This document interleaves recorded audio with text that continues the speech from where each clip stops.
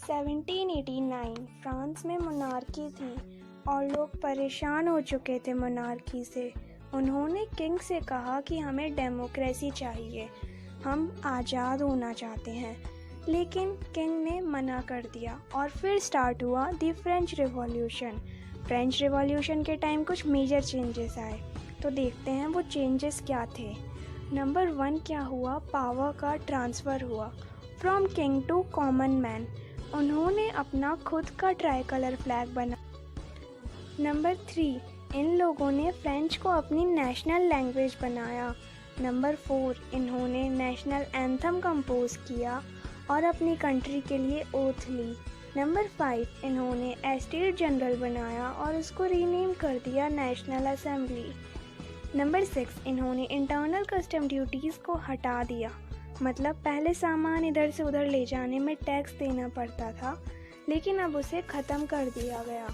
Number 7 French armies ने सोचा कि अब हमें डेमोक्रेसी मिल गई है, तो ये नेशनलिज्म का जो आइडिया है, नेशनलिज्म मतलब अपने देश के प्रति प्यार, अपने कल्चर के प्रति प्यार की भावना, ये आइडिया हम पूरे यूरोप में फैलाएंगे।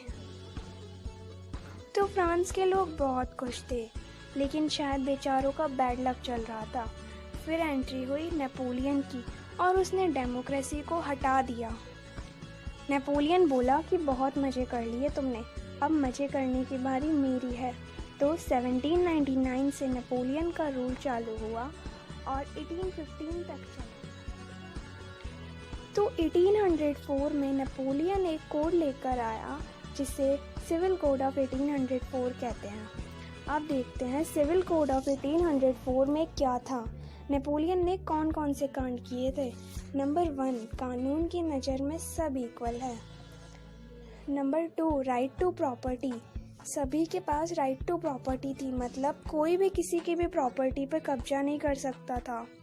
नंबर 3 फ्यूडल सिस्टम को ख़त्म कर दिया गया। पहले सोसाइटी जो थी वो अपर सेक्शन और लोअर सेक्शन में डिवाइडेड थी और लोअर सेक्शन के लोगों को अपर सेक्शन के लिए काम करना पड़ता था, लेकिन अब इसे ख़त्म कर दिया गया। पीजेंट्स को फ्यूडल लेबर और सर्वडम से फ्री कर दिया गया, मतलब लोअर सेक्शन के लोगों को अपर सेक्शन के यहाँ ज़बरदस्ती काम करना पड़ता था, अब ये सब ख़त्म कर दिया गया। नेपोलियन ने गिल्ड रेस्ट्रिक्शन को हटा दिया, अब मर्चेंट्स और आर्टिशंस फ्रीली ट्रेड कर सकते थे। कम्युनिकेशन और ट्रांसपोर्ट को भी बहुत ज़्यादा इम्प्रूव किया गया। तो नेपोलियन का सिविल कोड तो लोगों को बहुत पसंद आया, लेकिन फिर आए नेपोलियन कोड के ड्रॉबैक्स।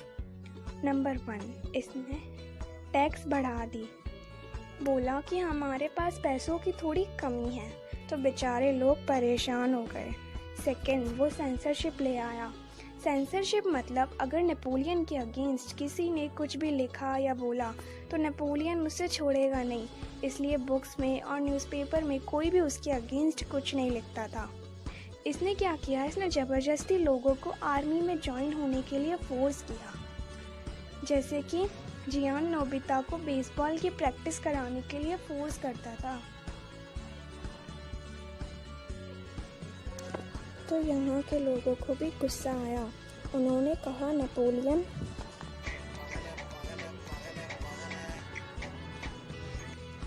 क्या है, नेपोलियन का सपना था पूरे यूरोप पे कब्जा करना है।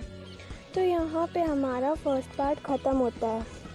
अब हम एक क्विक रिवीजन कर लेते हैं। तो अपन ने स्टार्ट किया था 1789 से, फ्रांस डेमोक्रेटिक हो गया था और सब खुश थे।